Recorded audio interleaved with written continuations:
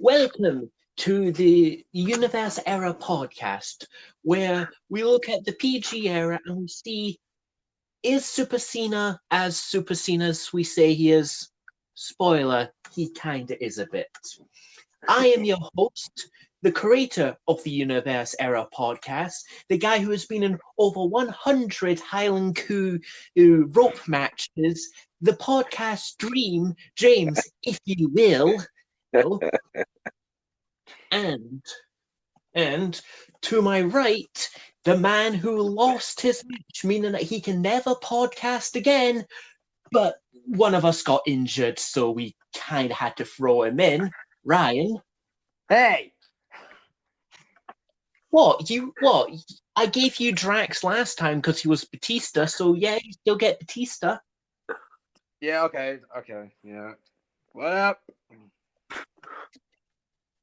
And a man so cool that he changed his name, and he is somehow even more washboard abs. Jamie, because I don't know. Oh, it was either that or I gave you King Booker.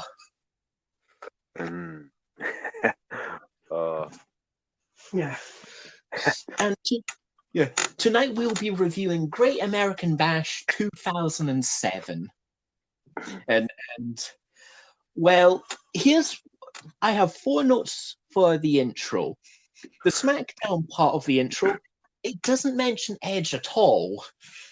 Kind of like it wasn't meant to happen and we've kind of had to quickly run about. I noticed that actually. There was no word of Edge, and we did. I don't know if Ryan does, but I didn't watch the like the SmackDowns leading up to this. Ryan does not watch any wrestling unless I force it to him. Yeah, it was kind of like the problem. They didn't really show it because when we get to the promo package for the World Heavyweight title match, they say Kane did it during the Mardi Gras celebration. Except there wasn't really anything there that was like, oh, Edge has been injured. Like, he just ran away. Like, it was totally okay. So I think he got injured on like a house show or something. And maybe, I don't know, like when Seth Rollins' knee exploded in 2015, if you remember. So I think that's what happened. The Raw part of the intro did a fantastic job putting both Cena and Lashley over.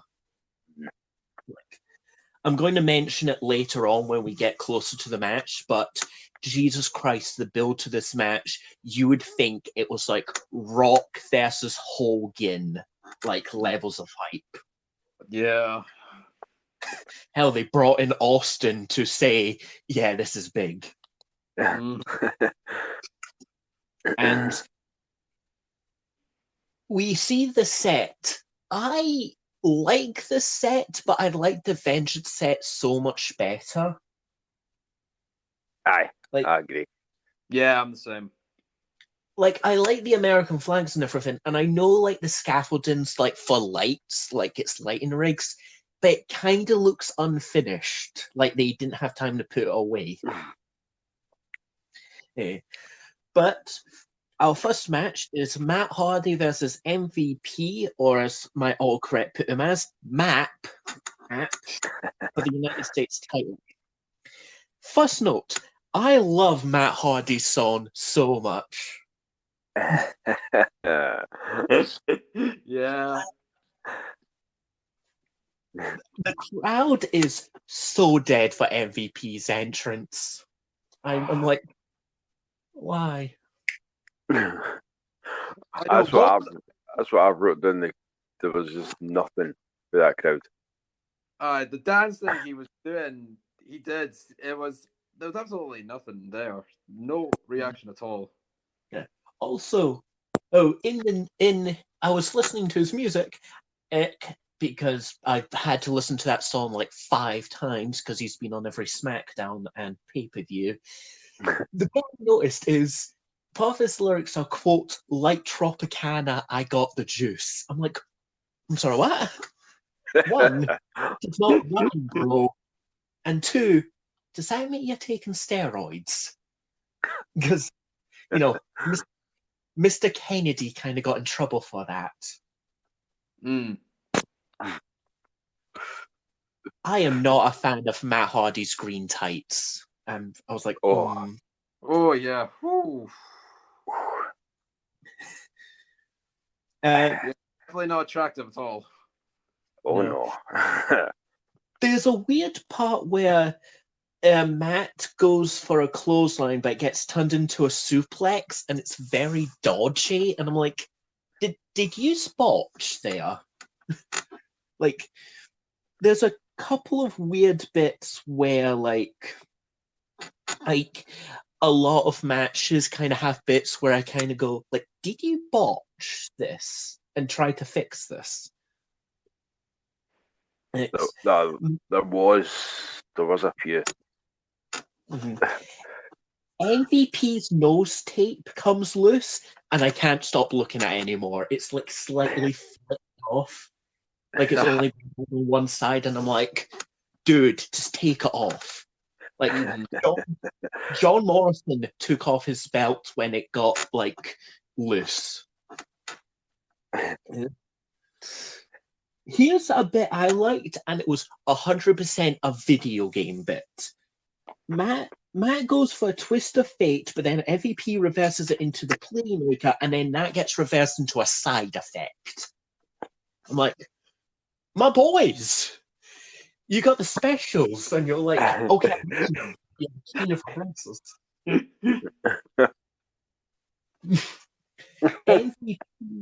MVP hits Matt with the playmaker, and Matt Hardy takes it on his knees, and I just went, you spoke to Kane backstage, and Kane was like, Matt, just take every move on your knees. It doesn't matter how you do it. Somehow take it on your knees. I hate the playmaker because it's a stupid move. I probably ranted about it last time. But I thought this match was okay. It got much better at the end. Like, at the start, MVP Superflex and Matt's counter. Mm-hmm. It was really close. It was really close there. Mm-hmm. And I know what this is leading to. This is leading to like MVP's most famous feud, because like his feud with Matt Hardy in this time is like one of the best there is. Yeah. Because I thought the match was better as it went on. Yeah. Yeah, I totally agree. Definitely. Yeah. The sad thing is this is like one of the best matches on the night for me. And I just went. Really? I think it's the same with me. Yeah, and I just went, guys, I know the Great American Bash is a WCW pay-per-view, but you don't need to copy what WCW did by making their best match the first match on the night. I say that, but WCW kind of gave its cruiserweight division a shit, and as we know later on tonight, WWE don't care about their cruiserweight division. You know how Ryan had that big rant last time about Edge and Batista? Oh, I have a rant about the cruiserweight match. But overall, this match was okay. I gave it a 3 out of 5. And I gave it a 3 too. Yeah, same 3. There is an excellent Dusty Rhodes promo that puts over his Yes. What the heck? It was. You know, I've got one note written down, and it's just typical Dusty promo. Oh, it makes no sense, but it makes no sense. Also, I just love his utter bullshit with the cow story. It's like, if you will, let me tell you a story, baby. I'm Dusty Rhodes. There was like a bunch of pretty cows, and then there was like this one big bull on top of a mountain, and he went, moo, I'm the American Dean, Dusty Rhodes, baby. It's like, change. Dusty's the best. It was a right laugh. Right laugh. Because you remember Remember last time, Ryan, when I said like Ric Flair in like the 70s and 80s was like one of the greatest of all time? Yeah. A lot of his best matches were against Dusty Rhodes at that time. Oh wow, well, that's telling you something. Yeah, like Dusty is proper old school, fantastic. Dusty Rhodes, it does. The guy. Definitely respected the guy when I saw his interview. I really respected him. Mm-hmm. We'll show Dusty was, I don't know. I've like, watching documentaries now, and basically he was a mind behind some of WCW stuff. He made the Great American Bash. He made War Games. He's credited with Starrcade. Like Dusty, so many things. Mm-hmm. We need to show you some War Games because it's like some of the greatest stuff ever. Oh yeah. Okay. Is there anything else we want to do, or should we go on to the Cruiserweight title match? That one. I just loved the fact that every time he would talk about the cowbell, he would ring it and just slam his head on it every time. I don't know if that's like one of his classic moves or something like that, or he was just mad at the time. But yeah, I never really understood why he'd bang his head on his own cowbell every time he would mention it. Ryan, Dusty Rhodes. Yeah, I was just going to say, word of advice, whenever you see Dusty Rhodes and he does anything and you have to question, was that his character? Just say, yes, it's Dusty Rhodes. Right. He is the American dream. That's another point. Duly noted. Sadly, we're not going to get him in any more matches. I think he's done wrestling. Well, that's understandable. Let's hope his son lives up to the legacy. Oh, his son, you say. What if I told you his son becomes one of the best wrestlers in the world today and is running the company that is competing against WWE right now? Damn! Yeah, Cody Rhodes is kind of a big deal right now. Well, there we go then. He's doing his father proud. Yeah. Oh, okay. Now it's time for a Cruiserweight title match, or as my autocorrect fixed it, the Cursed Weight match. Bit of an omen. Right, actually. Yeah. Autocorrect did you a favor there.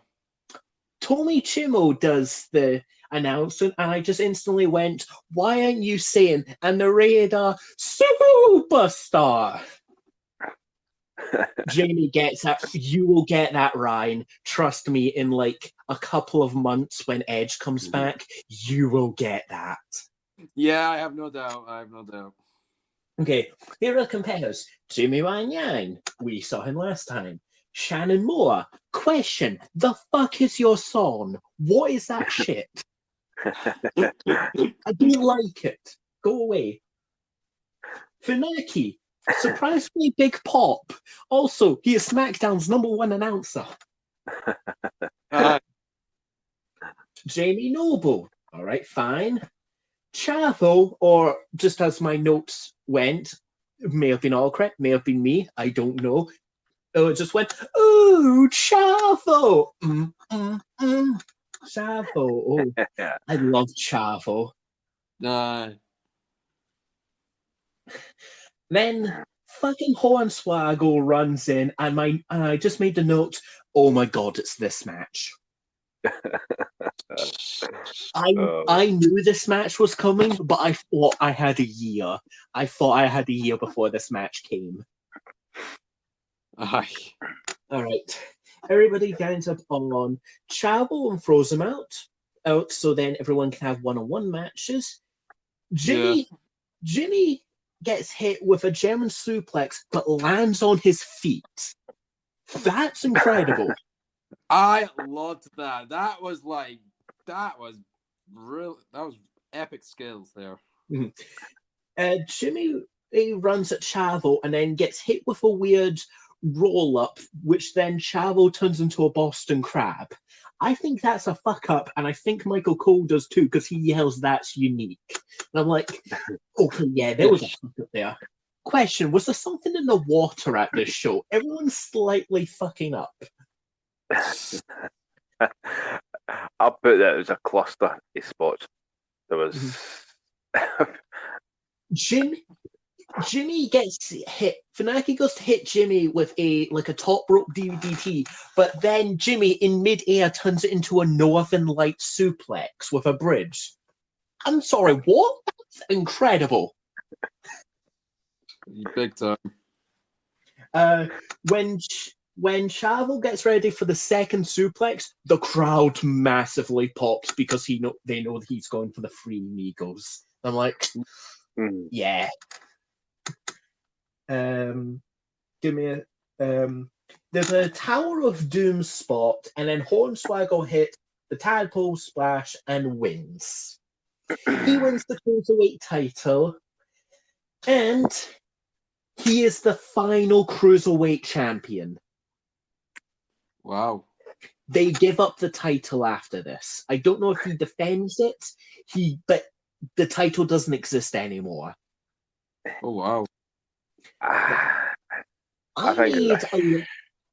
made a little list. And Ryan, I know these names aren't going to mean a lot to you. They will once we get you more into wrestling. But Jamie, here's a little list of people who were Cruiserweight champion. And Chris Benoit, Eddie Guerrero, Dean Malenko, Juventud Guerrera, the Disco Inferno, Chavo Guerrero, Jamie Noble, Funaki. The list goes on of incredible talent. Rey Mysterio Jr. And it ends with Hornswoggle.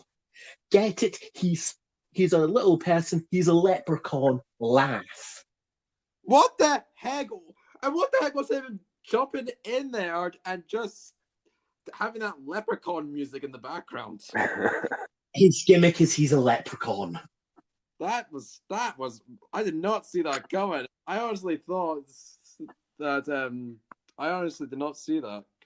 I was foaming at the mouth. I was like, "What the fuck is this? How dare you?" I was angry at this because and then when he gets chased out of the ring, I just thought, what is this? Some 1940s cartoon or something? Trust me, we're going to get into Looney Tunes territory. Jamie, now you go. I was kind of annoyed the way this Cruiserweight division went in. I think, who was it? Was it Gregory Helms?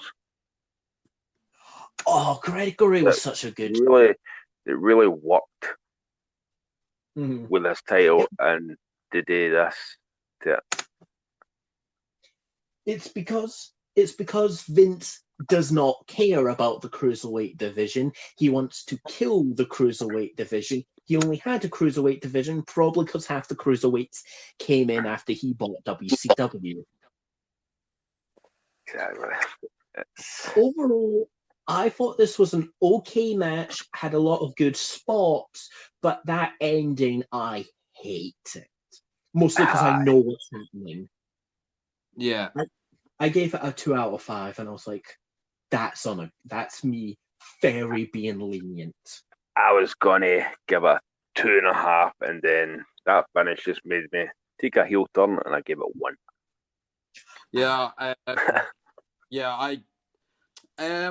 was a bit trying to figure it out because honestly, at the beginning with the whole the rednecks and the karate kick and the flip and land on his 2 feet. I mean, that was gonna get. I was gonna say like, oh yeah, this is gonna get a good fight, but then that final Hornswoggle ended, and I just thought, oh geez, you just went the bar just went way down. So Ryan, I'll give it 2. What if I told you, Ryan, that if we show you some WCW, this will look terrible? Trust me. So the WCW Cruiserweight stuff is incredible. Oh, I will show you some Dean Malenko versus Eddie Guerrero. Oh, I'm looking forward to that. But yeah, in my opinion, 2 out of 5. But I originally was 3 out of 5. But they lost me at the ending, so I gave them 1 less. Okay. This is one match I would never. If somebody wanted to know about the Cruiserweights, I wouldn't show them this match. Maybe like Eddie against Ray, where I think is Halloween Havoc. Oh, or Jesus, that match is fucking incredible. anything like that. But no, this. Yeah, because this is the death of the Cruiserweight title. I know we only had it for one other show, and it was Chavo Guerrero versus Jimmy Wang Yang, but like, this is the second thing that we're never going to see again. Because we're going to have to say goodbye to someone on this pay-per-view. We're never going to see them again. Probably in like 10 years. I think Jamie knows who I'm talking about. Ryan, you don't. Yep. I do. All right. Are we ready for our next match? Yeah. Yeah. I'm on. Our next match is a Oh, Singapore wait. theme. Wait, can I just What? say something? See the video package they showed Bobby Lashley after Yeah. the Cruiserweight. That was kind of quite enjoyed that actually. I Really? liked it, but it showed Bobby Lashley's biggest weakness as a wrestler. He Aye. can't fucking talk. Aye. I'm sorry, Bobby. You do not sound threatening. This is like when Brock Lesnar talks. There's a reason why he has Paul Heyman do all the talking. I was very interested that he was actually the wrestler of his school team and going on to doing WWE. I thought that was a good storyline, and Master Lockbreaker. I just think it's an awesome title to have. Okay, the gimmick with that was there's a wrestler called Chris Masters, and he had a thing where he would put his submission on you, and the challenge was try and break it.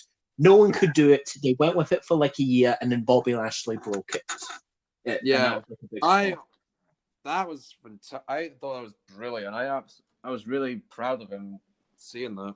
Mm-hmm. I've got to agree, but when Bobby Lashley talks, or even Brock Lesnar, I get more intimidated when Sasha Banks talks.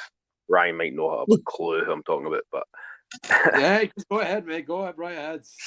I do get more intimidated when Sasha Banks talks than they do. Yeah. Well, it depends. Are we talking about heel Sasha Banks or face Sasha Banks? Heel Sasha Banks, she's incredible.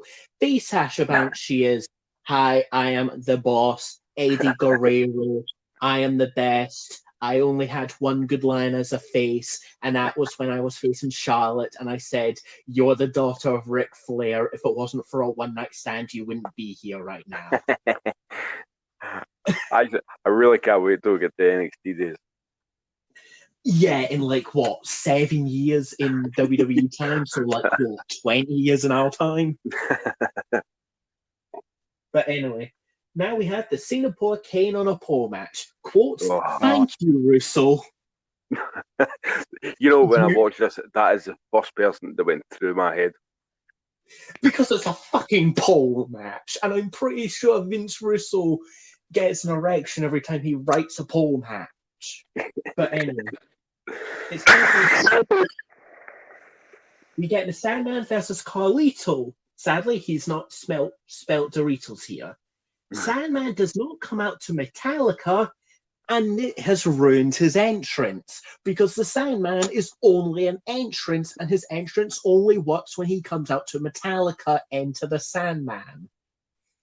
Ryan, I need to show you ECW One Night Stand 2005. That entrance is one of the greatest entrances ever.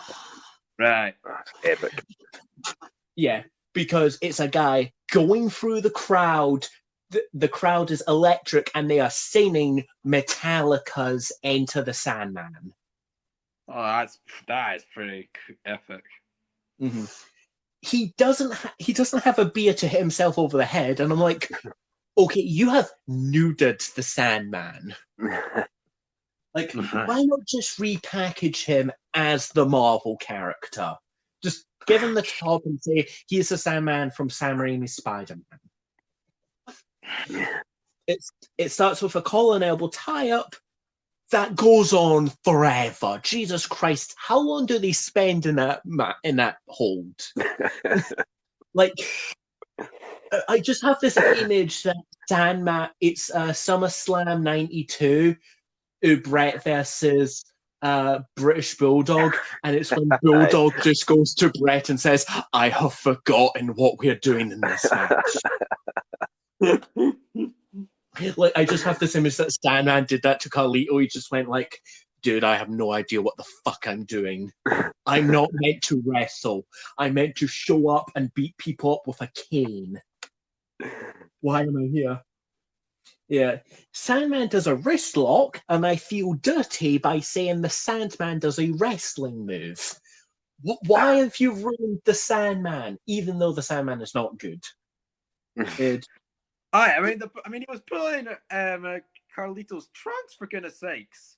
I am surprised we didn't see Carlito's ass at that point, because that's a wrestling tradition. They were really close on. We were gonna oh right, okay, we're playing really dirty now, like high school dirty. It's very punch and kick. There's not a lot of high spots. This is the match. If I was calling match, it was Sandman does a couple of moves, goes for the cane, Carlito stops him. Carlito does a couple of moves, goes for the cane, Sandman stops him. Rinse and repeat for 12 minutes. Seriously, I think this was a piss break match. Like, this was for the audience to go to the toilet. I mean, when I saw that failed stringboard back slam, I just thought, jeez. I've actually wrote it was a waste of time. The cane. I watched the end of it because I thought the cane may have been used. But no, the cane wasn't used. So. That's the thing I kind of love about this match.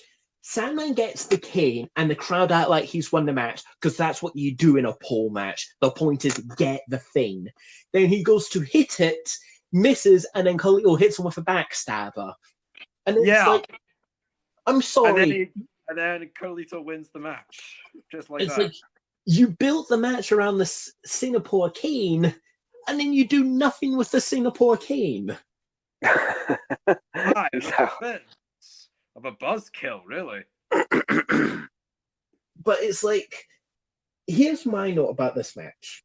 The cane added nothing to this match. If anything, it lowered this match because it always cut the flow. Because instead of it being a wrestling match that could have a good momentum going back and forth, you have to stop the momentum after a couple of moves so someone can get the pole and then it gets stopped. It's like, it'd be like, Jamie knows what I'm talking about, but trying to find a way to describe it to Ryan. It'd be like in the fight between Goku and Frieza, and every 10 minutes they stop and have a rest for like no reason. Like that kind of thing. Yeah. I hated that. I mean, I just wanted to get it back in the action. Stop trying to breathe. Just keep going. I gave this a 1 hour. If it wasn't a Singapore cane match, maybe a pole match. Sorry, the crowd may have been the crowd may be more into it because they don't know if there's going to be a good spot come up. But as you say, every time it looked like something, it just stops because they've got to climb up and this bloody pole and get this cane. And I gave it half. Yeah. I'm taking a heel turn on this for you. Yeah, I was like, I felt bad giving it a 1 hour 5 because that's the lowest rating I've given a match. And I was like, Jesus Christ, I was meant to be the heel. Granted, I made myself Dusty Rhodes, and Dusty Rhodes can never be a heel. It's like WrestleMania 13. Oh, Grant Austin. It's a double switch. Fine, I'll be Austin. I'll be the biggest star of all time, and you can be Brett, who every 5 minutes he basically goes, "Fuck Shawn Michaels. Shawn Michaels screwed me in Montreal." We're going to show you the Montreal Screwjob one day, Ryan, but I need to do research because that is a long story. Yeah. Because basically, what if I told you, this is how I describe it. You and me are having a match, and Jamie, who's the boss, tells you you're winning. you're winning this match. And then during the match, I put you in a submission hold because that's the point in the match. And then Jamie says, yeah, James wins. That's it. James wins and runs away. You don't know the finish. That's it. What? It's a long story that involves... Why am I the boss? Why am I the one that gets punched? Oh, I love... No, my favorite thing about the Brett punching Vince story is that apparently he didn't do it at first. He walked away and then turned around and ran back to punch him. Like, wow. I just have this image that he walks away and then like an hour later he's like, actually no, I want to punch him, and just runs. I watched something on, I think it was on YouTube. It was that Wrestling with Shadows. Oh, wow. But the only problem with that, it doesn't go right into the full story between Shawn and Brett. Because it's told more from Brett's point, where I think the more interesting part is Vince's point of view on this. Because, like, from what I've researched, it's easy to say Vince is the bad guy from this because they turned him into the bad guy. But, like, I feel like from what I've researched, Vince felt like he didn't know what to do. Like, he was screwed either way. Exactly. But anyway, we'll talk about Montreal for a special episode one day. Yeah, because we can talk for hours on it. Yeah, we probably will. We get a Randy Orton promo. There's nothing really special. It's just usual, I'm the legend killer. I beat this person. I'm going to beat you. You know, you're a legend. I'm the legend killer. We know how this goes. I injured Shawn Michaels, that kind of thing. Yep. And now we're ready for a full page of notes on one match and one segment. Oh boy. We get Candice Michelle versus Melina for the women's title rematch from Vengeance 2007.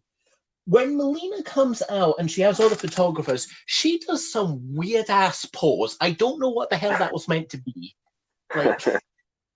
Like Melina, I know you're living a Hollywood lifestyle, but like, did you do like a couple of drugs beforehand? Because, you know, Jeff Hardy knows what that's like. Actually, no, that happened in 2011. Yeah. Was it 2011 when he came out high off his tits to face Sting and they had to change the match on the fly? Oh, was that on TNA? Yeah, Victory Road. And I'm sure it was 2011. Wow.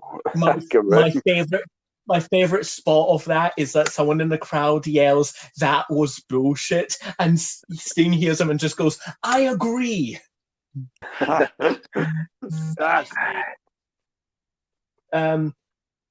Candice Michelle is as good as any women's champion in recent memories, JR said. Trish Stratus, Lita, Gail Kim. They would like a word with you, JR. Candice Michelle. This match, the first thing I thought of when this match was happening was, how much trouble is this women's division in? It's the women's division before NXT. Yeah, you know how good this is. Yeah, I mean, you know, I praised Candice Michelle last pay-per-view, but this, no, it was. I actually thought this match was better than. This is the time when it was all, I think it was all Vince or whatever. It was just looks. Yeah, it was Vince and Johnny Ace. It didn't matter. They couldn't care less if you could screw in a light bulb, as long as you look good. There we go. You got a better. I'm going to say this. I actually thought that this match was better than the match they had last month at Vengeance because it felt more safe. Like there wasn't as many botches. Because I think they realized, because the last match was pretty 50-50, but Candice botched a lot because she's not well trained. In this one, Melina basically owned the entire match. And since she is a more experienced wrestler, and I use that with massive quotations, but she is more experienced than Candice. She can kind of help run the match. And also, this match made me kind of hate JR because I have so many JR comments, and I'm just like, really, JR? Okay, another JR comment. Melina is apparently jealous that Candice did Playboy and was never asked to do Playboy. Okay, one, I don't really like the idea that she's jealous of doing Playboy. Two, she was never asked to do Playboy. I'm calling bullshit. At that time, I could easily see them asking Melina to do Playboy. Okay. King then says, no, she's just jealous that she isn't the champ anymore. And I just went, I'm sorry, what's with this role reversal? King's meant to be the horny one.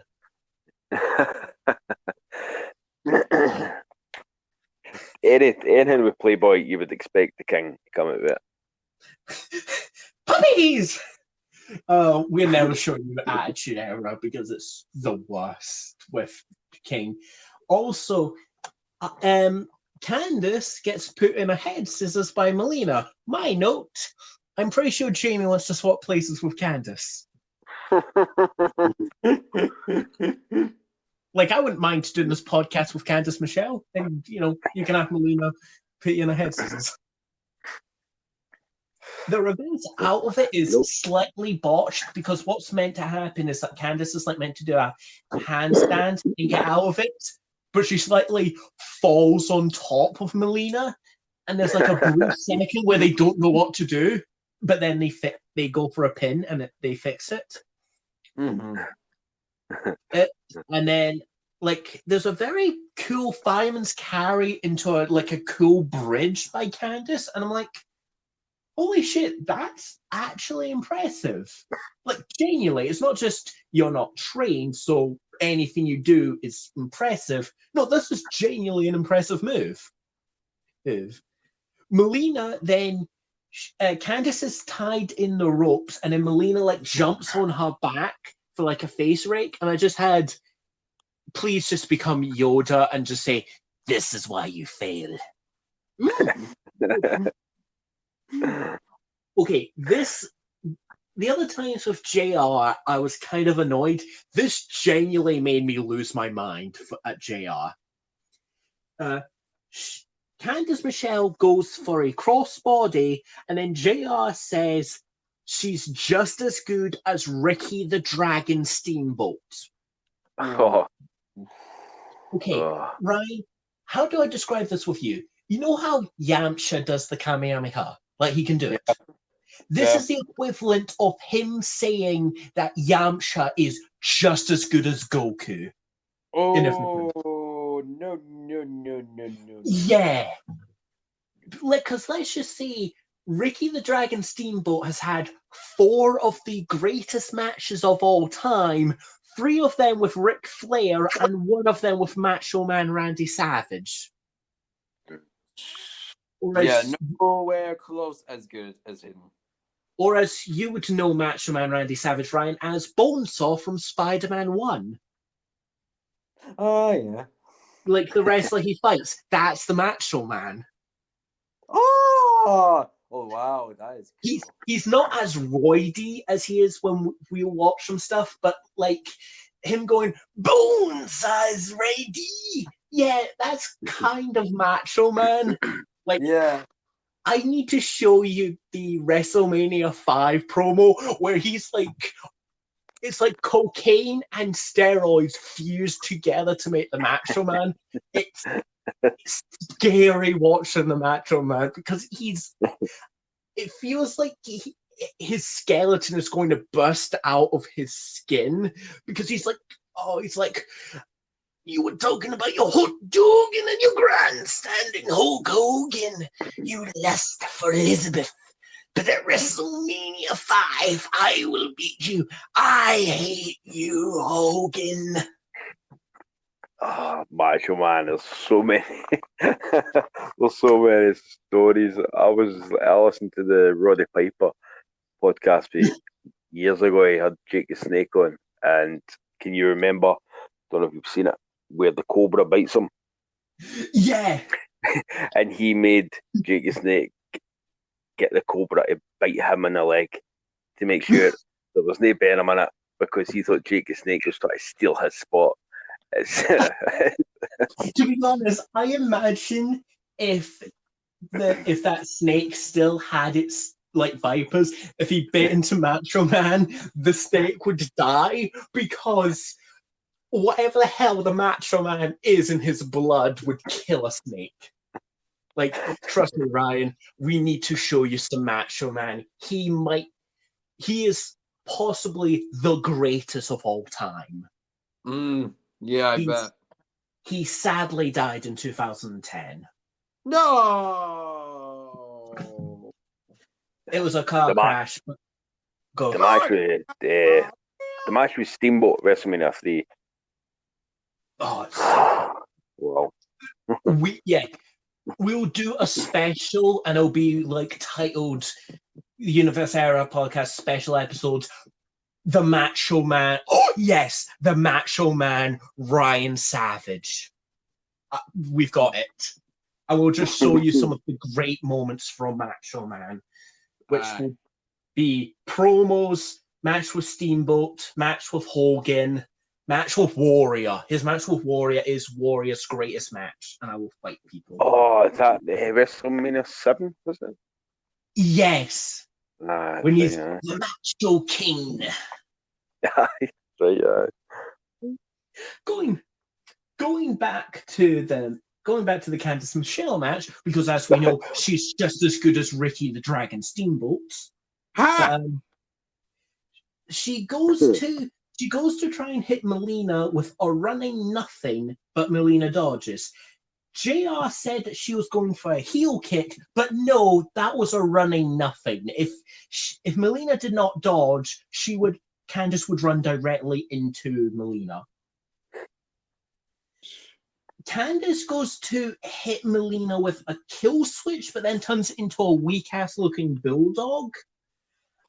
And that's how she gets the free. Jerry Lawler calls it the Candy Wrapper like 3 times, and I'm like, wouldn't that be a better name for a submission move, since you wrap the wrapper? And like a submission move is like you wrap the body? I don't know. Yeah. 2 more JR lines. Candice Michelle is the most beautiful women's champion. Are you sure about that? Like, I know beauty is subjective, but I'm just saying I'd rather take Trish Stratus. And then 1 more JR line.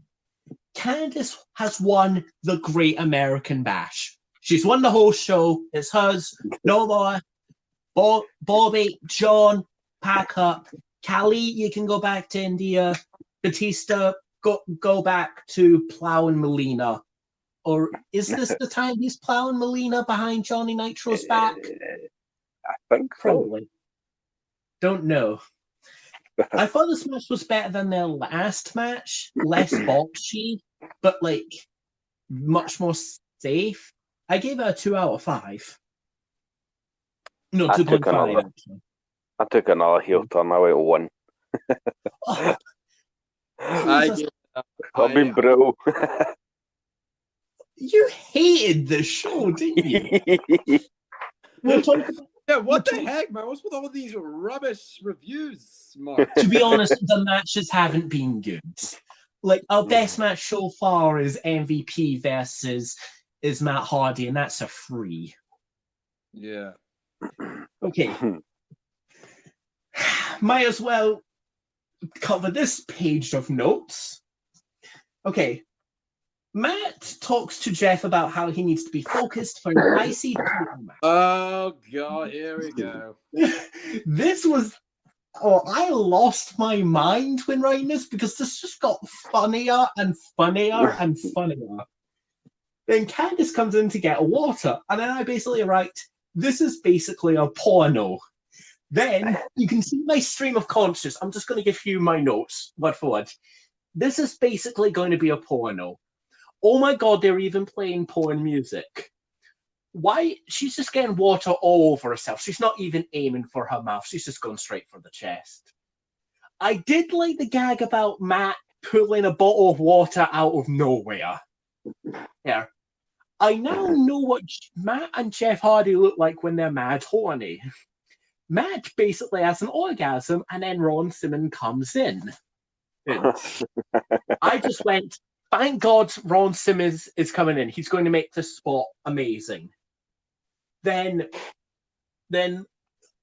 he gives a horny version of damn, and I'm like, no, you're meant to use your regular version of damn. Well, why? Why? My note, this is fucking incredible because it's so awful, and it doesn't even try to hide the fact that Candice was only there for titillation. They didn't even try to hide it. They were not subtle. No. Jesus Christ. It's bad I rated this segment higher than the women's match. Give me a minute. What did I rate this? 5 stars. That's what I rated. 7 stars. Match of the night. MVP is Candice Michelle. That's been the Great American Bash. Good night, everybody. We don't need to talk about anything else. This was the height of wrestling. Also, it's pretty obvious that Matt and Jeff are not in the same area that Candice is. It's very obvious they're not there with each other. Probably because Jeff is in gorilla position getting ready for his match. Now, next, Ryan, what was your opinion on this? Because, me and Jamie have our opinion. What is your opinion? Because as we all know, you're the horn dog in our group. What? When? I am like, no. Ryan can't even talk. He was that infatuated. For me, I just thought, holy crap, I cannot believe they're actually doing a porn segment that people are probably going to watch umpteen times just to get themselves turned on. And I just thought, Ryan, what? What is Ryan, the actual point? When we show you the Attitude Era, this is nothing. Trust me. You think this was porn? What they did with the women in the 90s, I'm pretty sure it's classed as porn. Oh, jeez. Why are people so... Because sex sells. Yeah, well, they can Okay. keep their... That's where they are. Our next match is Jeff Hardy versus Umaga for the IC title. Jeff is wearing different clothes, so it's pretty obvious this was filmed probably earlier on in the day. Yeah. Also, when you're watching this match, I want you to know he probably has either ejaculated already or probably still has a hard-on. I want you to remember that when you're watching this match. Jeff Hardy already looks out of breath when he's coming down to the ring. Like, this is... I just went, Jeff, it's not 2011. You're meant to be clean at this point. This match is basically a squash match. Until the final 2 minutes, Jeff Hardy does not get a single move in. He just gets his ass handed to him. And like, my notes are, Jeff already looks out of breath. Jeff Hardy hits the Swanton Bomb to the biggest pop ever. Jesus Christ, this crowd bloody loves Jeff. Umaga uses his thumb finisher for the win. This match was basically a squash match. They didn't tell a good story. 0.5 out of 5. That's exactly what I gave it. It just... I think they put on better matches. They have. Like, you can tell, like, you can tell the story is, Umaga is stronger, but Jeff is more resilient and he can pull stuff out of the bag. But you do that by having Jeff hit some moves every now and again. Jeff hit literally no moves. This was essentially a German snuff film. Exactly, mate. But if I was writing this match, and it had to be that finish, I wouldn't have left it that late for Jeff to get some decent moves in. Oh As no, you say, you can have him doing decent moves throughout the whole match, but I just didn't like the way this match went. this match was 10 minutes long, and it would have been better if it was 5. Aye. Now, Ryan, what did you think of this match? I'm pretty sure you gave it 5 stars, greatest of all time. Oh, I couldn't go that far, but I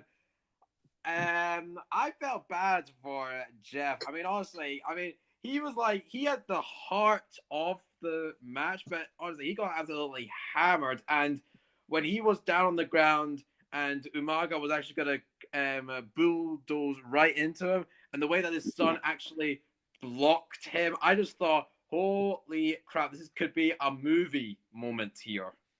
Yeah. And the son is going to ask for a match against Umaga for revenge for his father. I mean, there's a story right there. I mean, I thought it was like one of those movie fights where the father wants to live up to the legacy. He gets his butt kicked. The son protects the father. Then the son will then step up and defeat the big bad to gain back the honor to the family or whatever. But overall, did not like this match. I also remember Jeff winning this match because I know he gets the IC title at this point, so I really thought Jeff was going to win. Like, I thought this was really one. Well, obviously we're wrong. Yeah, no, because I even wrote in my note when he hit the Swanton, Jeff hits the Swanton for the free, but I was like, no, he didn't win. Anything else before we get to John Morrison versus CM Punk? Yeah, no for me. I basically just said everything. I've said my piece for him. You may be wondering, why is it John Morrison and not Johnny Nitro? On ECW, Johnny Nitro basically came out and said, yeah, I am the greatest of all time. Like, when I was a kid, I was the greatest runner. When I was this, I was the greatest this. I was the greatest this. My name's now John Morrison. I am the best. Here, look at my chiseled abs. John Morrison has this song, but not the lyrics to his song. Because I instantly just went, because when the music played, I just wanted to go, hey, this ain't no Maybelline. Maybe it's Maybelline. Because, like, a part of his song, Ryan, is like, hey, this is no make-believe. But, like, the joke is now, it's Maybelline. And basically, we get some nice mat wrestling to start us up. John Morrison's belt buckle, like, falls off it. Like, it comes off and, like, you can see the ref pick it up and, like, throw it away. And then, like, John Morrison's belt's just waving around for, like, a wee second. And then CM Punk hits John Morrison with a monkey flip, and then John Morrison does an extra flip in mid-air because he's John Morrison and gravity does not matter to that man. I thought that was really cool. I honestly loved that. I did like that myself. Then later on in the match, John Morrison basically goes, I'm tired of this match, goes to take the title, goes to walk away. CM Punk throws him back in and then goes for a springboard, like clothesline he normally does. And then John Morrison hits him with a knee in mid-air in the ribs. And then he goes for the free. And I was genuinely surprised because I was like, I'm sorry, what? No, that's not a finish. That's an all. Like, the match was okay, kind of boring. This finish was so flat. Like, I just went, no, this isn't a finish. Like, I was confused with the finish. I did not like it at all. because it wasn't like, oh, this was a finishing move, because it wasn't, but it also wasn't a, like, how do I describe it? It wasn't like a quick roll up where the thing is meant to be quick and unexpected. I don't know what happened. Like, the only thing I can think of is that one of the other matches went on too long, and like they had to cut this match for time. Aye. That would the be the only question thing is- that makes sense, because it just, that finish was just, oof. Though Bit the of a question, buzzkill. though the question is, do you keep this match as it is and keep the Matt Hardy, Jeff Hardy, Candice Michelle segment, or do you scrap the Candice Michelle segment and add the 5 minutes on to the CM Punk John Morrison match? I think we know the answer is scrap the John Morrison match and give the extra 10 minutes to Candice Michelle. You know what? Hell, to quote JR, she won the Great American Bash. Give her all of it. We still got an hour left on the show. Anything else? What was your opinions on the match? Other than, like, it was flat. That finish, that was it. Oh, I just didn't understand that one bit. I gave it 2. I'm the heel now. Oh God, Russo is booking our podcast. That's when we know Ryan will turn heel. Oh my! If he dare says Undertaker versus Shawn Michaels at Mania 25 is awful, Ryan is a heel. He's a heel and no coming back. He will not be back as a face. Yeah, but here's the thing that disappoints me about this match. It's CM Punk versus John Morrison.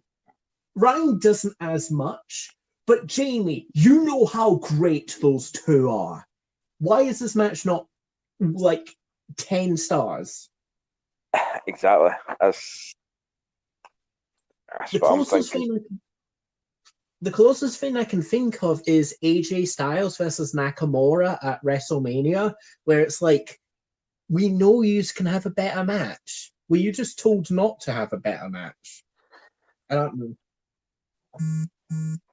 Oh. But does anyone have anything else to say before we get to Randy Orton versus Dusty Rhodes? Nah, I'm good. It's time for the Texas Bull Rope match between the Legend Killer Randy Orton and the American Dean Dusty Rhodes, baby.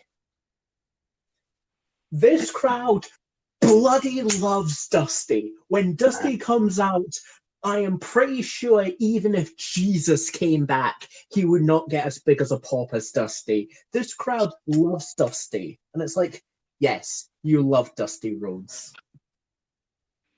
There's a lot of stalling at the start of this match.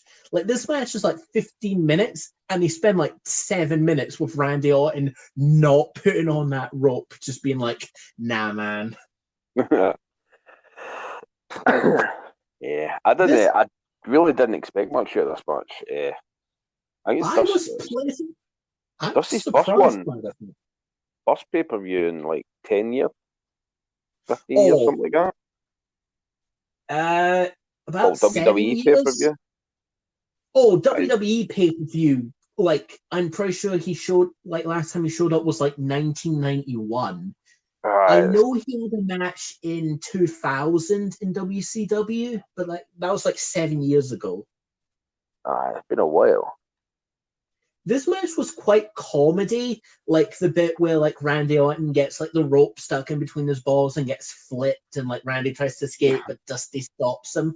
Like, this was surprisingly a comedy match. But I thought Randy was a bit of a coward at the beginning of it. Mm-hmm. The finish to this match is that Randy hits Dusty for the free, and it was like, can Dusty not take an RKO? Like, genuinely, like, is he not capable of taking one? Like, it would hurt him. I'm surprised by that finish.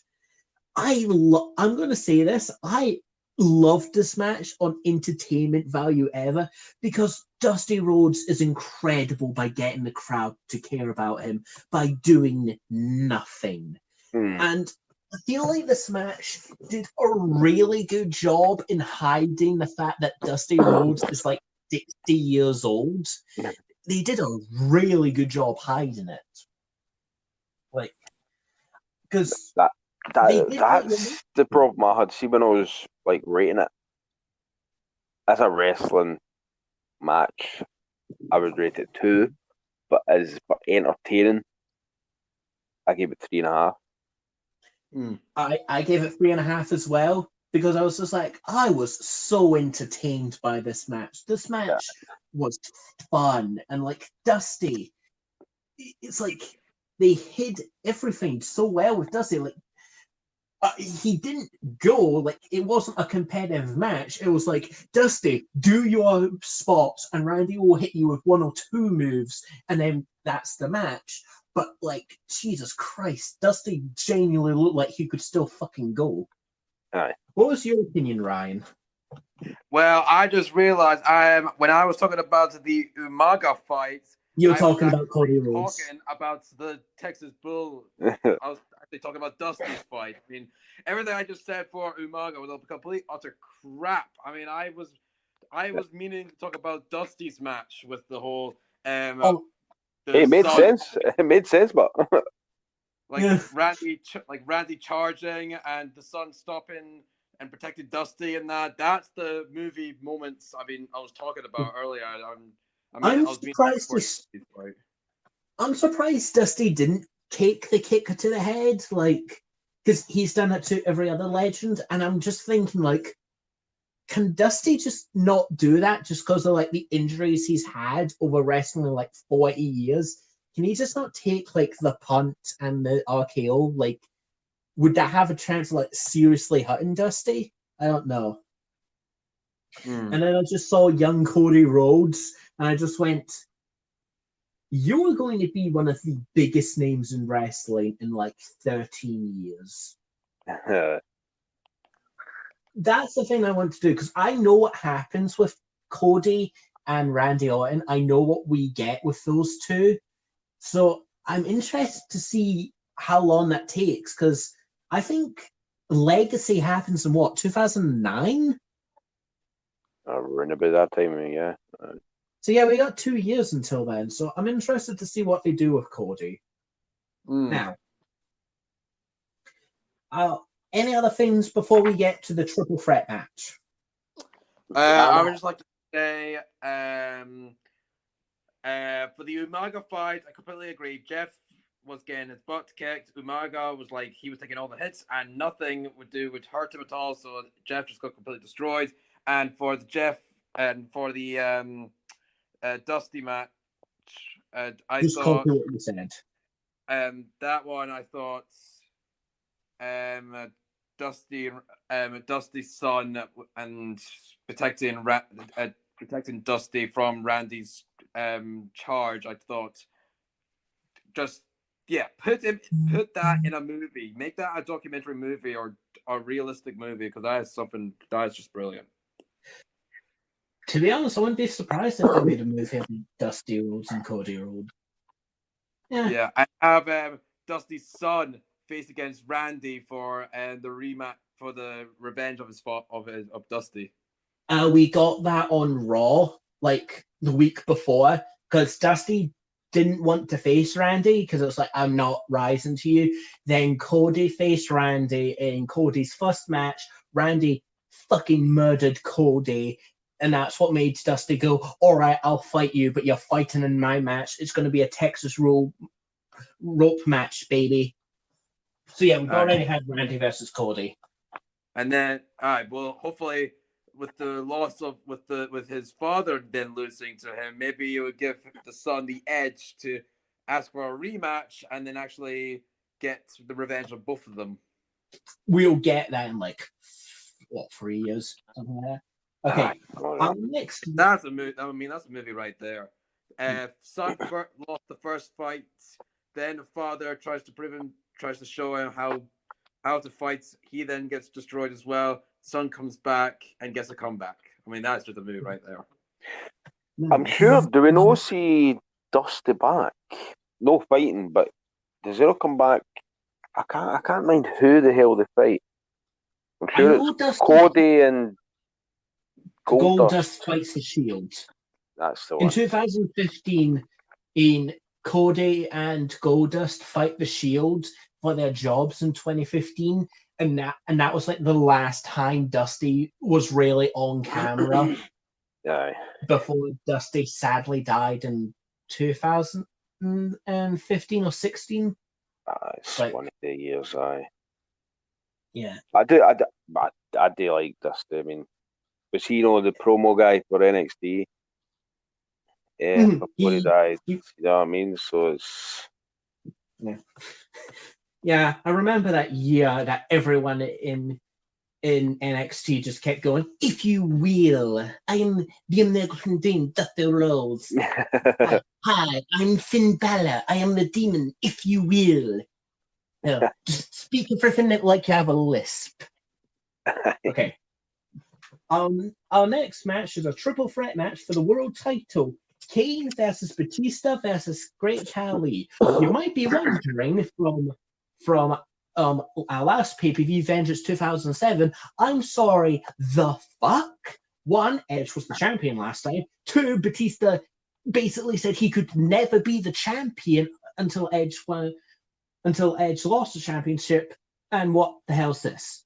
Basically, the original matches were meant to get Kane versus Edge and Batista versus the Great Khali. Those were the matches we were meant to get. Edge gets injured, and then we have a 20-man battle royal. Oh, and you basically throw 20 people. Whoever wins the Rumble.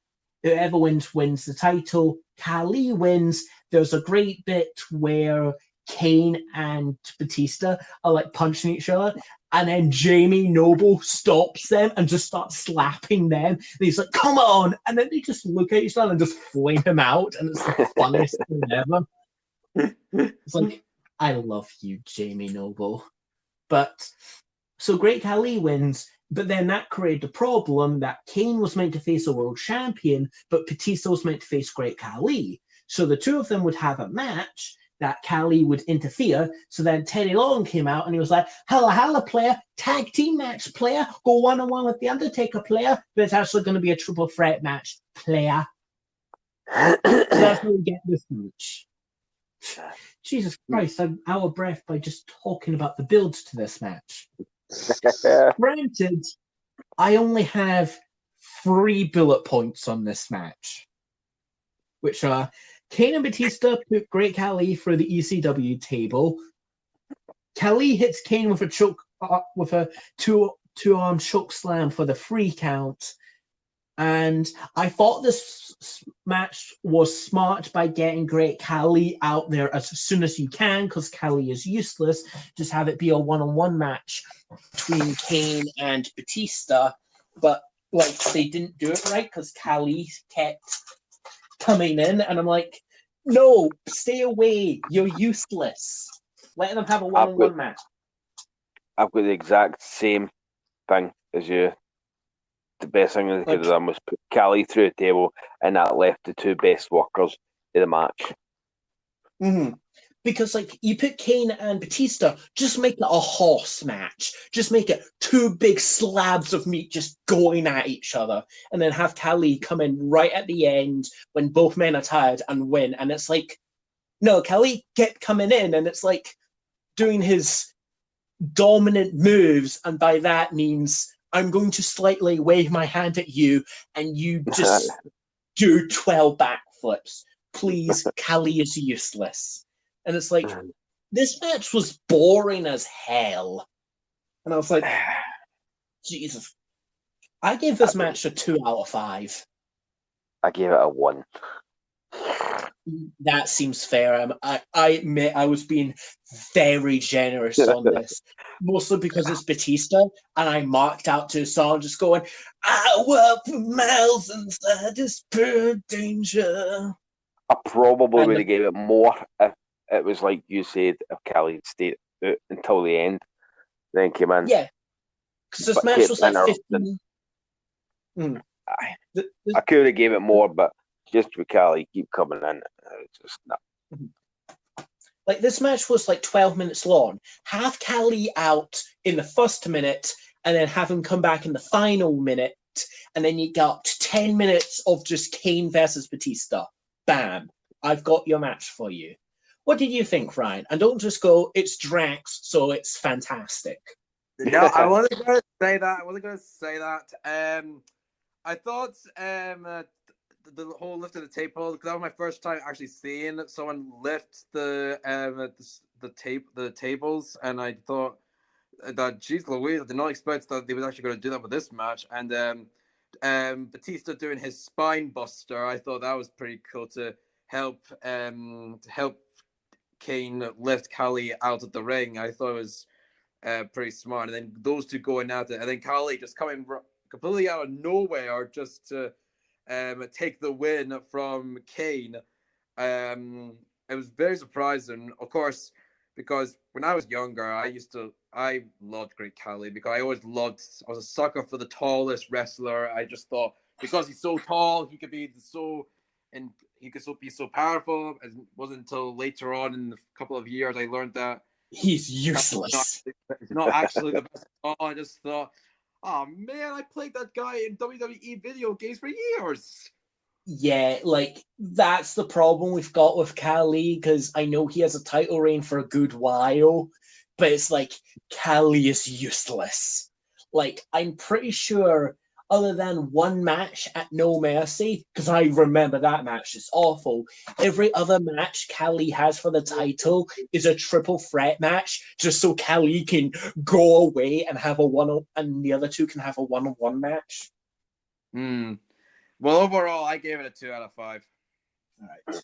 I would have probably given it maybe a 3 if Khali just did it and was slipped.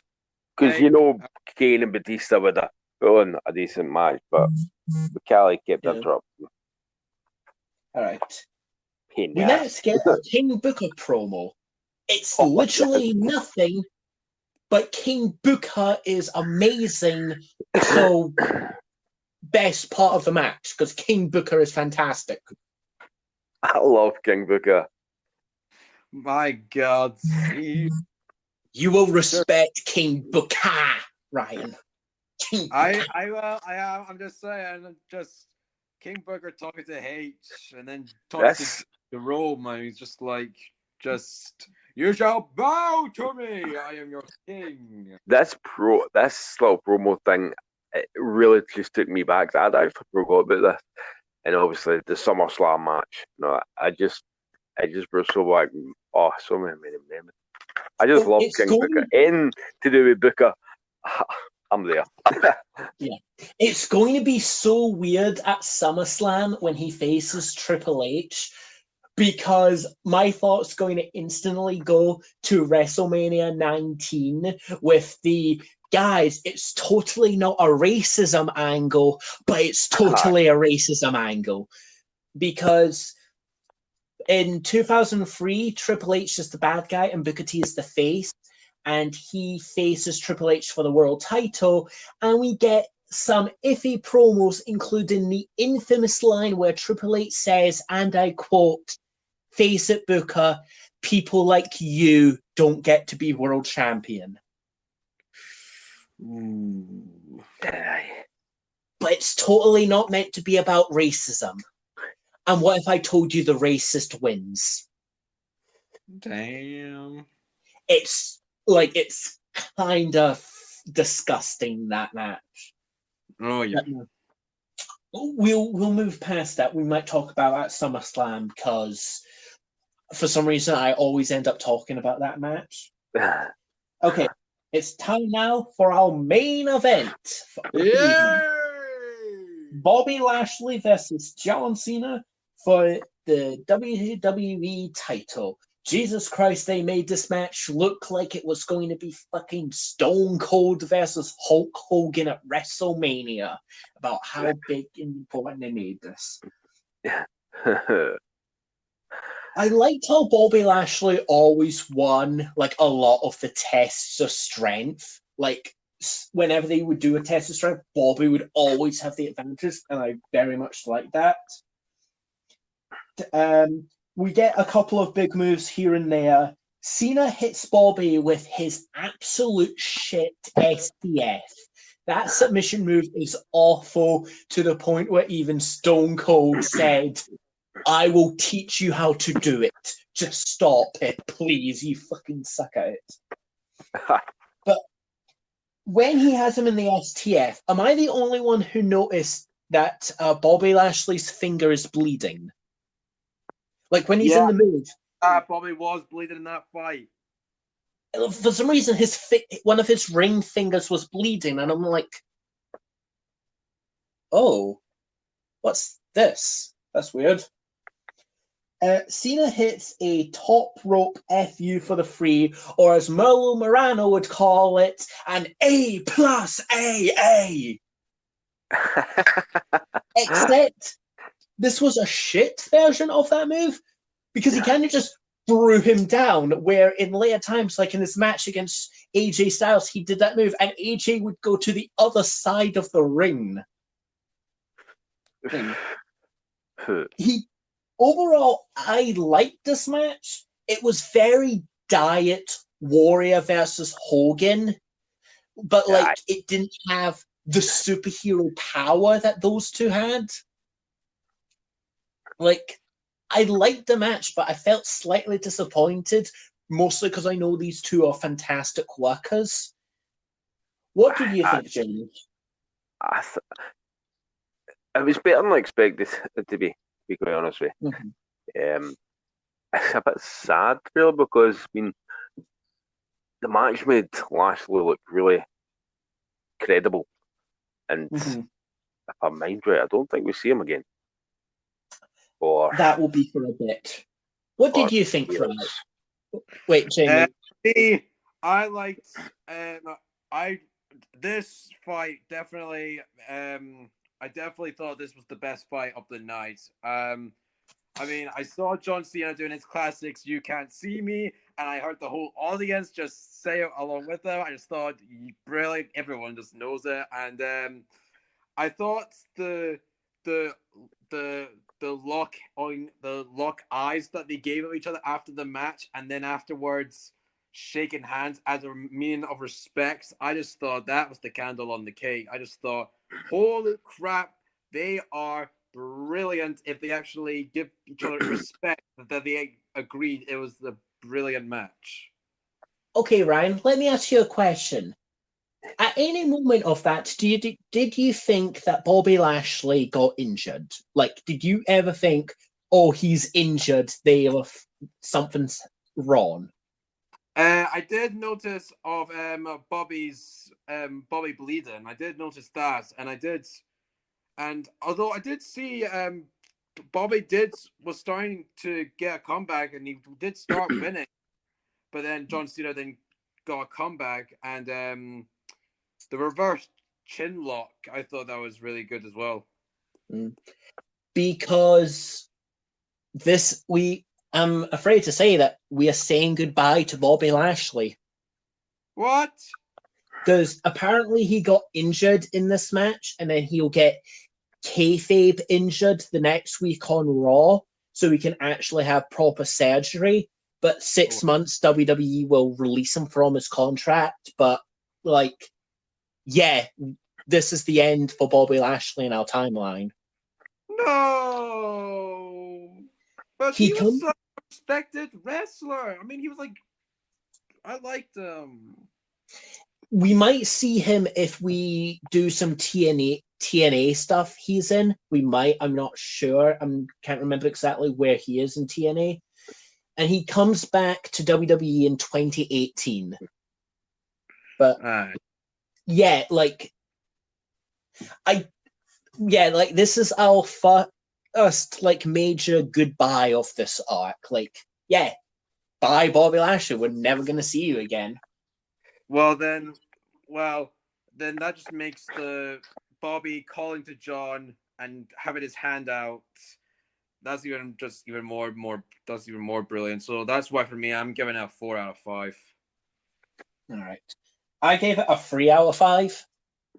I gave it a 3.5. Jesus Christ, I'm the hero now. All right then. I'm going to low blow every single one of you. But you know what? We'll talk about Bobby at the end for like once we do like our overall thoughts on the show. So, you know what? I'm going to change it up a bit. Ryan, favorite match, MVP, and overall, what did you think of the Great American Bash 2007? Okay, definitely the WWE Championship was my favorite match. I'm kind of stuck between either John Cena, Bobby, or Batista as the MVP. I think I would go for I think if I had to pick one, I would have picked John Cena because obviously he did his signature move, and he got a really good comeback, and that and the whole walking up to him and then giving him a handshake because he didn't actually have to do that, but he chose to do that.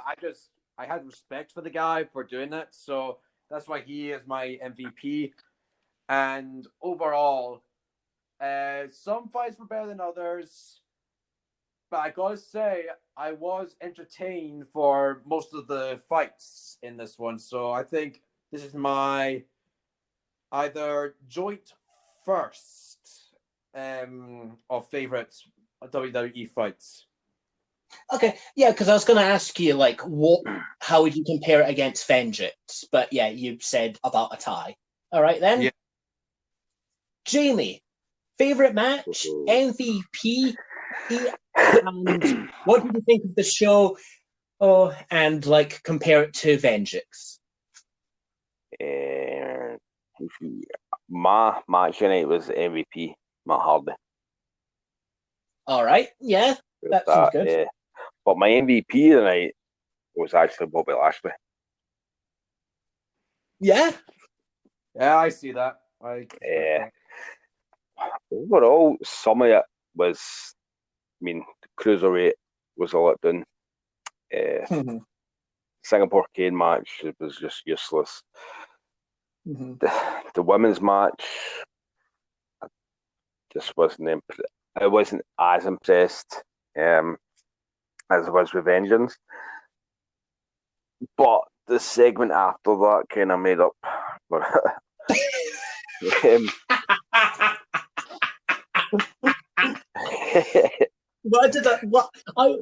Why am I? See, the reason why I didn't ask Ryan for his moment of the night is because I knew I would have to ask Jamie what his moment of the night was, and I knew it was going to be that. So I was like, no. Oh, jeez. My MVP was Todd. I didn't know whether to pick Bobby or Candice. But overall, just because of that segment, I think this one just beats Vengeance. I did like had that segment been Liv Morgan and not Candice Michelle. It would have been the greatest match. It would have been the greatest pay-per-view of all time. This would have got 8 out of 5 for me. Fucking course it would. Okay.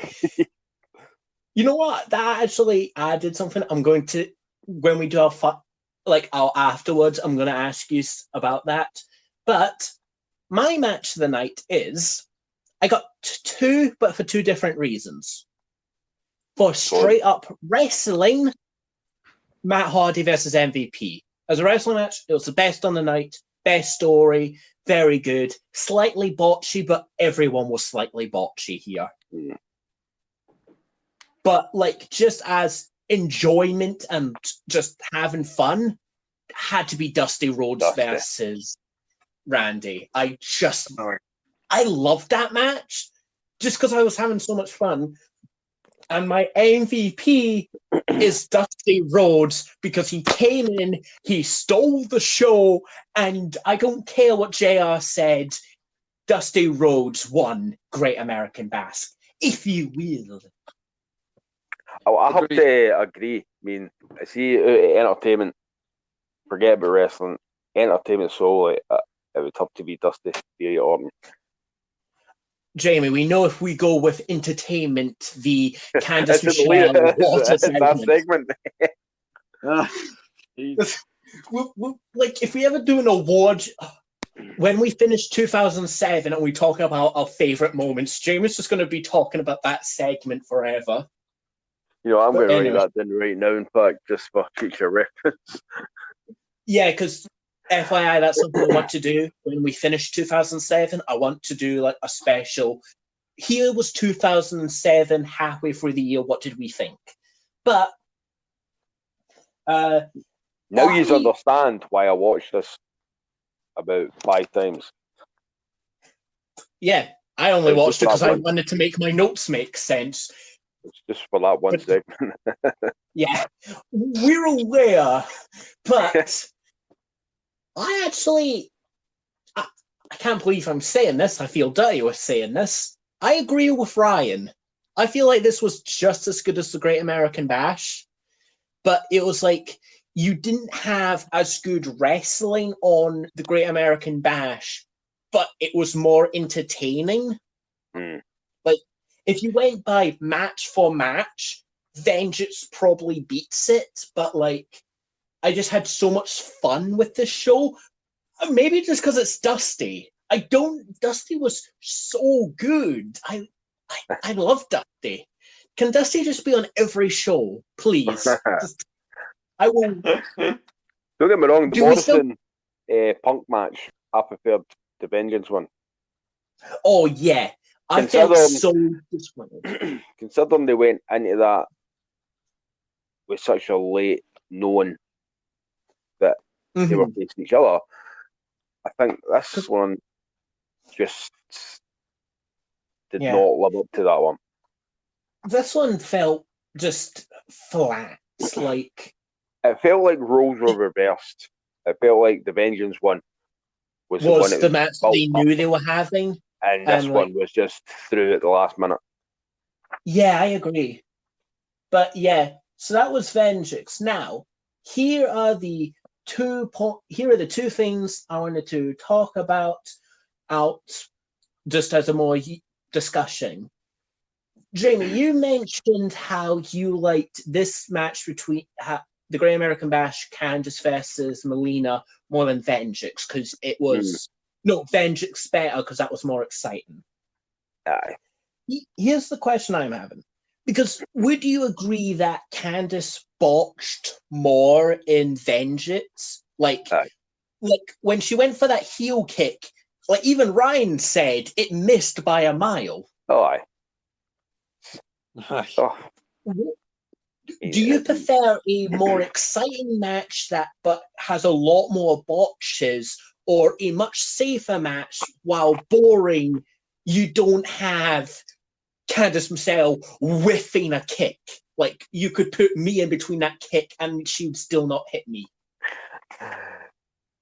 See the difficult thing with the women's division, especially back then, is they're really, like I said before, they're there for their looks. And yeah.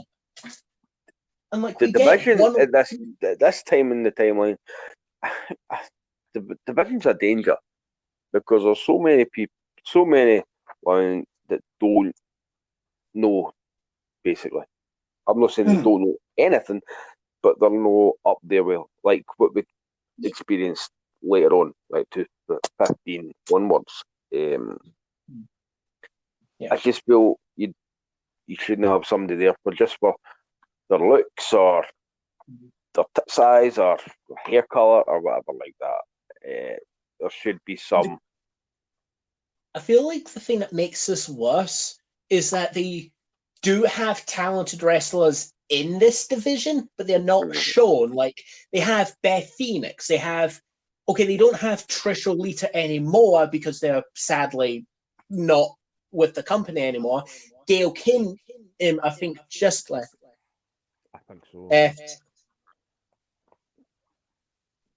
What? Sorry, I had something. But like, I feel like this. We're going to. I was going to ask you this like later on when we eventually get to it, when they kind of remove the sex appeal from it, but like they still don't care about the division. And I'll ask again when we get to it because it's going to be a couple of years. But do you think it's worse that they only care about a women's division for sex appeal compared to in like 2010, 2011, 2012, where they just don't care about a division? It's to me, I mean, especially looking at it for now, looking back, it's like Vince. How can you say? I know he doesn't listen to it, but Vince listens. He's our biggest fan. But Vince just wants to get off. That's it. We've seen it through. I mean, list of names: Stacy Keibler, Tori Wilson. I mean, they're all lookers. Hall of Famer Tori Wilson, I'll have you know. Yeah, they're not the best in the ring. I mean, they're good to look at, but they're not best in the ring. You see what I mean? What they should have done back then is what they do now, is look at the talent they've got. Because I can't mind who it was. I don't think it was Candice Michelle. Got an injury on Raw. I can't remember what year it was. But there's been Whyam got an injury on Raw. It was something to do with the turnbuckle. I think that's Candice. I think I know what you're talking about. Like she falls off the top rope and like hits her head off the turnbuckle. That's it. You see what I mean? So, you can have people that look good. They don't have to be wrestlers. Look at way back in the Miss Elizabeth, she wasn't a wrestler. Women, the WCW, God rest her soul, she wasn't a wrestler. Yeah, they can still have these people there, but they don't have to wrestle. No. Also, I just realized, talking about non-existent divisions, there wasn't a tag team match on this card. I just realized that. That's actually a good point. I didn't even click to that. And like the tag titles are still the same. Like it is Trevor Murdoch and male stripper Lance Cage, and hi, we're from Greece. Please like us, Ryan. The Deuce and Domino.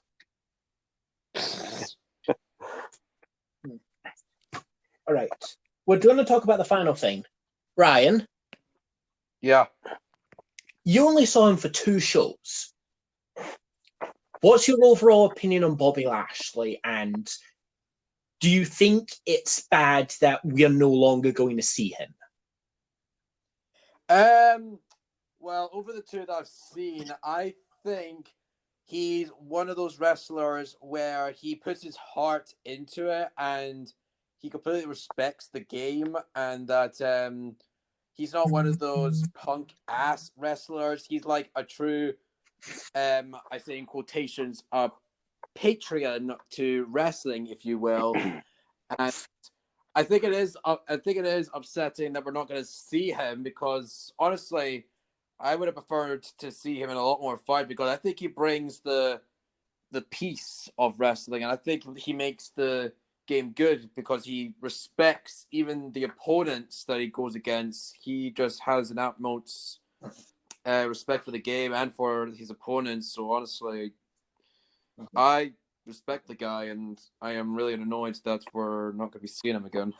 I like how you're super kayfabe. Like you're very much like, oh, Bobby Lashley didn't need to respect him, but he did, and it's like, that was probably written by Vince. Vince went, yes, at the end of the match, you do a respect spot. I love how you're just super kayfabe. please stay super kayfabe whole way. I want you to genuinely talk about how the Undertaker is a dead Undertaker. Now, Jamie, I know it's hard, but without trying to think about what he does in like Impact Wrestling and Bellator and like his comeback to WWE, just like from like 2006 to 2007, what's your opinion on Bobby? To be honest with you, I was actually quite sad to see him go. I thought he had championship material. Mm-hmm. You know, if they kept him going, kept him on, I reckon he would have been champion. Mm-hmm. No doubt.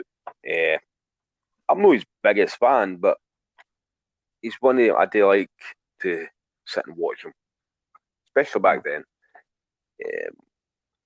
But I just think he had champion and over him. Mm-hmm. If they just kept him, I think he would be a face that would freshen up that division. I know Cena was the golden boy, but it would give that fresh face, a fresh feel. Yeah. Speaking of like the last the match with Vengeance, like I was saying with Batista, you know, it just you can't go wrong with an extra face in that picture because you don't know when an injury is going to happen or anything like that. Mm-hmm. I like him. This is massive spoilers, Ryan. So, you know, I don't know, just spoiler alert. We know Cena gets injured like in a couple of months, and like he's gone for like half a year. Aye. Like, but if Bobby wasn't injured and they could keep him around, I could easily see Bobby taking his position and having some incredible matches with Randy. I could easily see that happening. Aye, same here. Here's the two big issues WWE did with Bobby. Bobby should have had a manager. He can't talk. He doesn't sound threatening. Like, if you just let me listen to that voice and had that guy said, oh, he wants to beat me up, I'd be like, yeah, I could kick the shit out of someone with that voice. He doesn't sound threatening. They should have given him a manager. Also, WWE probably ruined the crowd's love for Bobby because if you remember ECW December to Dismember, when he wins ECW title on the worst pay-per-view ever and the fans hate him, and like that stuck with Bobby.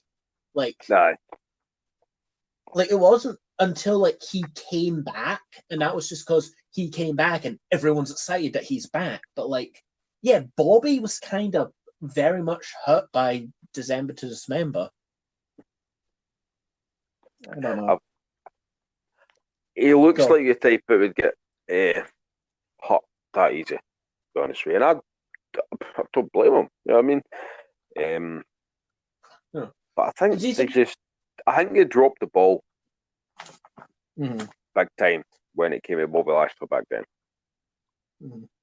Like everyone compares him to Lesnar, but like I'd say if they let him, and he could be better than Lesnar because he's like Lesnar but with extra stuff. Like he does some high flying stuff as well as just, hi, I am the most powerful man on the planet. I'm going to flip you around like you are made of paper. Yeah, exactly. I always rate Lashley higher than Lesnar because in a Lesnar match, you know what you're getting. You're not getting it mixed up. But then, whereas you have a match, let's say Brock Lesnar and I don't know whoever. Yeah, you're getting the same thing. But put Bobby in that match, and you're going to get different stuff. So, I mean, it's not just the same over and over and over. No.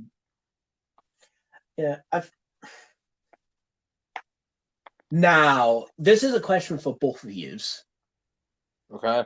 If Bobby does not get injured at this point, if he makes it through this match completely uninjured, because, spoiler alert, SummerSlam, Cena is facing Randy Orton for the title. But if Bobby does not get injured, what do you think they would do with him? Like, Either him against Cena or a triple threat. So you would think that they would put him in the main event and Aye. Yeah, I'm the same. I just have him as the big match, main attraction, all that. do you think they would have pulled the trigger and have him win at SummerSlam? Do you think that they didn't have him win here so they could have him win at SummerSlam, which is one of the big 4 pay-per-views? I would. I think if they had any sense, obviously we know that answer. But if they did, sometimes. I said, that would be the way to gain them a bigger platform. I know it looks like a fuck you to Great American Bash, but SummerSlam gives it that bigger platform because obviously it's one of the big 4. I think that would be the ideal time. Yeah, like the only pay-per-view bigger than SummerSlam is what, Mania? And I don't think they would wait for half a year for him. Nah. I feel like if he didn't get injured, they would have pulled the trigger on Bobby, and I feel like he could have been a really good WWE champion. Like, have Cena do other stuff, like, I don't know, let's say he's still going to get injured, you can have Bobby have like feuds with some heels. You could have a good match, like you could have a good match with him and King Booker for the title, Randy Orton for the title. Imagine him versus Batista in like a champion versus champion, but like no titles are on the line. Like that is 2 big slabs of meat. Exactly. Yeah. I mean, they really, really dropped the ball with Bobby Lashley at that time. They had so many great matches they could have had, and he just listed some. And they dropped the ball, released them, and their loss was Impact's gain. That's the way I see it, because if I remember, I wasn't a big fan of Impact, but when I did see it, I mean, he was really, really good over there. He didn't drop the ball at all. Some go and they kind of deteriorate. He didn't. He just upped his game all the more. Because they put everything behind Bobby in Impact, and by everything I mean he wins every title Impact has on his own. Right. I'm not saying you should do that with Bobby in WWE, because I feel like you have too many titles in WWE for him to win all of them and not look too overpowered. But I could have easily seen him, maybe if you don't want to pull the trigger on him being the WWE champion yet, because you really want more John Cena, because this is before Cena gets hated by the fans, because we didn't get a "Let's go Cena, Cena sucks" chant, so the crowd don't hate Cena.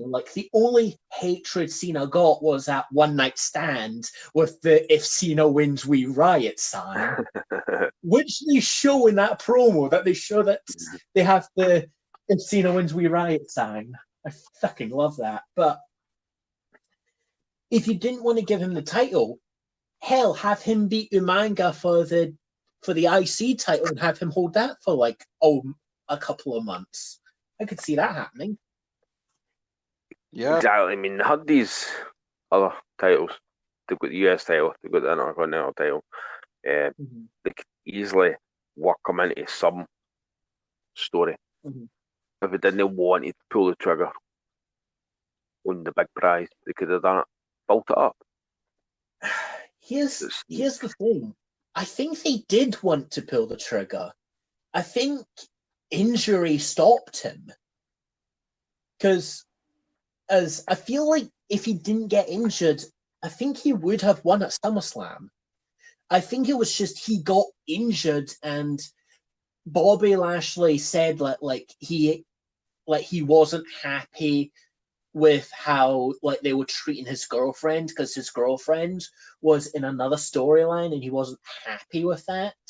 Yeah. But I've heard he wanted to leave because of that. But I feel like if he didn't get injured, that he could have won. And the question is, granted, I did not look into the injury. I just wanted to check. Oh, is this last time we see Bobby? And it said he got injured. I don't know what he got injured in because it didn't look like Bobby got injured. It didn't look like, oh, he's limping or he's holding his arm or anything. He looked okay. Yeah. I don't know. Yeah. But anyway, I think we've wrapped this up. Ryan, final thoughts. Well, I really enjoyed watching this fight, the fights, and I really want Batista back in there. I really want to see more of him. I really should come back. All right, Jamie, final thoughts. It wasn't the worst, to be honest with you. Couple of letdowns, obviously. Mm-hmm. Kane match, the Singapore Kane match, no the triple threat, the cruiserweight as well. But of course, it raised itself with the Candice Michelle bit. It raised itself. That's what I was just gonna say. It raised itself with that segment. That's Albert. Overall, I thought it wasn't as bad as I remembered. To be honest with you, when we were doing it, I thought, is this one? It's rubbish, totally rubbish, and it wasn't. As I've got to agree with you, the Dusty Rhodes match, totally entertaining, entertained with that. 10 out of 10 for that, but it wasn't the worst. It wasn't the worst. I'll say that much. No, I was pleasantly surprised. There was only one thing in this pay-per-view I hated, and that don't was say that. Don't say that segment. No, that segment is the greatest segment in WWE history. That should be one of the moments they always show in the hype packages, because I can easily see that. Hogan slamming Andre. Austin refuses to quit. Cena picks up this Big Show and Edge at the same time. Candice Michelle covers herself in water. I could easily see those moments etched in history. But no, I hated what they did with Hornswoggle in the Cruiserweight title just because I know what's happening and I'm like, fuck off. It's a pain because you see so many good Cruiserweight champions. And it seems to me, it looks like just a slap in the face to every single one of them. But yeah. Well, that was Great American Bash 2007. Now, if you excuse us, it's the Glutorious Plug segment. You can follow the podcast on Twitter at UniverseEraPod. You can send us an email at universeerapod@gmail.com. You can watch these episodes on YouTube and Anchor and other places once I add them at the Universe Era Pod. You can follow me on Twitter at the Scott Nerd, the Scottish Nerd on YouTube, and you can also follow me on Instagram. I basically just post when I'm streaming. I'm also on Twitch at the Scott Nerd. You can follow Ryan at Super Ultra Ranger on YouTube. You can also watch me and Ryan's joint channel, the Two Nerds Talks, on YouTube. And I don't think Jamie has anything to plug. Nothing to plug. I don't know my Twitter.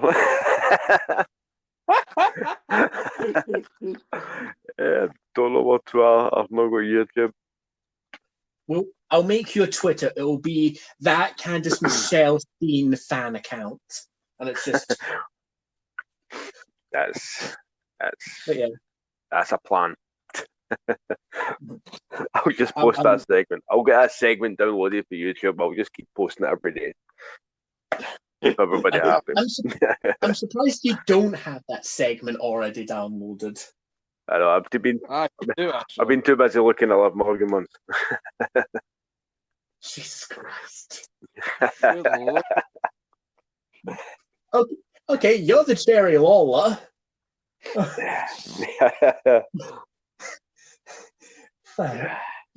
Fuck. Now I'm going to need to make us all commentators now since you're Jerry Lawler.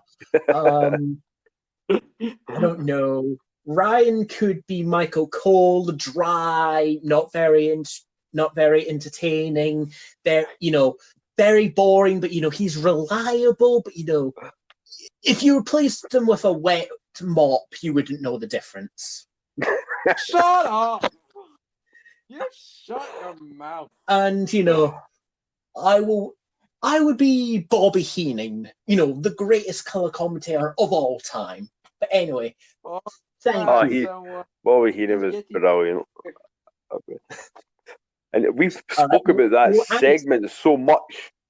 Honestly, I think the only thing I'll take a smile off my face is going to watch Dark Side of the Ring. I need to watch that. That's the only thing I'll take this off. The next Dark Side of the Ring is just on that segment, and it's like, oh no. Screwed. Anyway, thank you very much. 2 episodes to watch. I've got the Owen Hart one, and I've got the one you were telling me about earlier on. The UWF.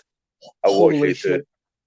Herb Abrams is fantastic because he's basically just always on cocaine, and he ran a company, and he is the worst, but he's just the funniest to read about. But anyway, thank you. Goodbye. Done. All right. That's us done. I'm going to edit it down. That was nearly 2 hours. Yeah. Wowee. Yowie wowie. You don't know it, Ryan, but you kind of accidentally made a wrestling reference there. Oh, did I? Oh, wait a minute. That's what I was chuckling away at myself there, but I was thinking to myself, does he know? Does he know? Oh, he does not know the Fiend. Did he shoot? Except I think you would like the Fiend. Oh, okay. He is like right now, like in 2020, so we might eventually get to him in our timeline, like years later. But basically, it's a guy with split personality disorder. One personality is like a very, like, how do I describe it? He hosts Blue's Clues, if that makes sense. Like, it's very much called the Firefly Funhouse. And then his other personality is a demon who will murder everyone, and all you need to do is let him in. Oh, wow. The Fiend is amazing. I can't wait until we get the Fiend. But yeah. That'll be good. But yeah, our next pay-per-view we're going to watch is SummerSlam 2007. If you want to watch that, like, when you can. I'm going to watch the Raws and SmackDowns and ECWs in between. You don't have to if you want to do it more or less. I want to try and do this weekly if everything can come together. I might watch some of the Raws as long as there's no segments with water. I'll be good. I'll just tell you, Jamie. All right, it's this episode of Raw at this timestamp. There is some water. Just don't let me watch any segments, so you'll not get the next one till next year.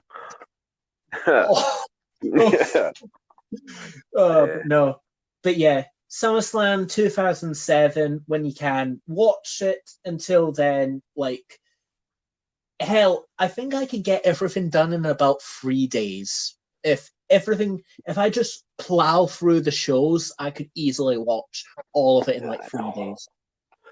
Yeah, well, I got no worries because I've just finished watching the last thing I was wanting to binge. So